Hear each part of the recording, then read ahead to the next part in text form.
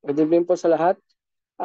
Dito po ay tuturo ko po kung paano po ang mag-withdraw sa CCO Media platform po natin. So, dito po, una-una po ulit, mag-login po tayo sa ating account.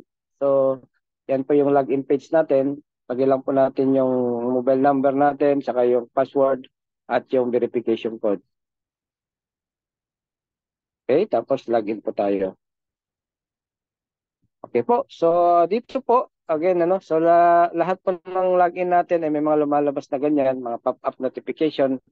So ikuha nyo lang po 'yon para makapag-proceed po tayo. So dito po, every time po na magla-login po tayo, after po ng mga notification, ay pupunta po kayo kaagad sa home po. So punta po tayo doon sa pinaka-last na tab, yung Me. Yan. So dito po, ang minimum withdrawal po natin ay 200 pesos po.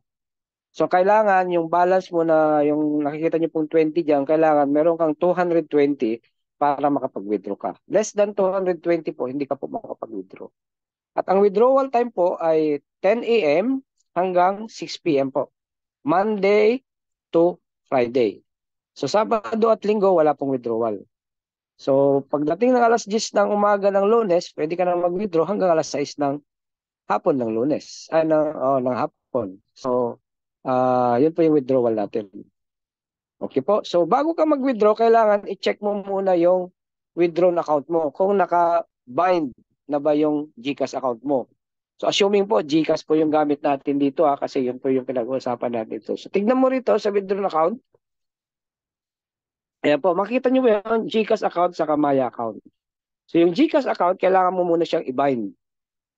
So ito, na-bind na po yung GCash account niya, kaya hindi na po natin ibabind ko. Pero pag hindi pa po, ibabind mo lang siya, may lalabas mo na parang yan, bind now, doon sa GCash. Lalagay mo lang yung GCash number sa kayo ang pangalan mo sa GCash. Tapos save mo, at mababind na po siya.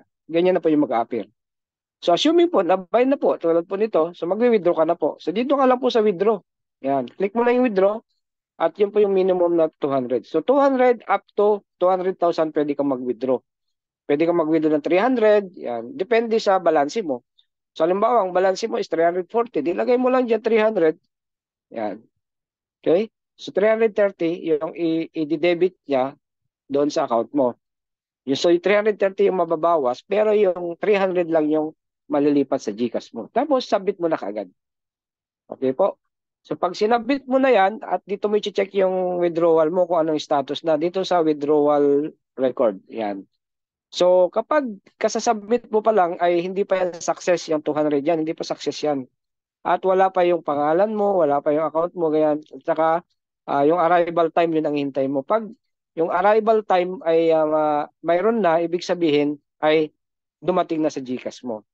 So yan po yun. So dito po, example po dito, sinubmit niya yung withdrawal niya alas 2:39 ng hapon. Tapos na-credit siya ng alas 4:51. Okay? So, yun po yung kanya pong withdrawal. So, usually naman, yung mga withdrawal natin, 10 to 6 talaga dumarating yan. Baka nag-withdraw ka ng 10 at hindi siya dumating ng 11, 12, time mo lang kasi hanggang 10 naman po yan. Ay, hanggang 6 p.m. naman po yan. Okay po. So, yan po yung how to withdraw po. At salamat po sa inyo pong pakikinig at panonood.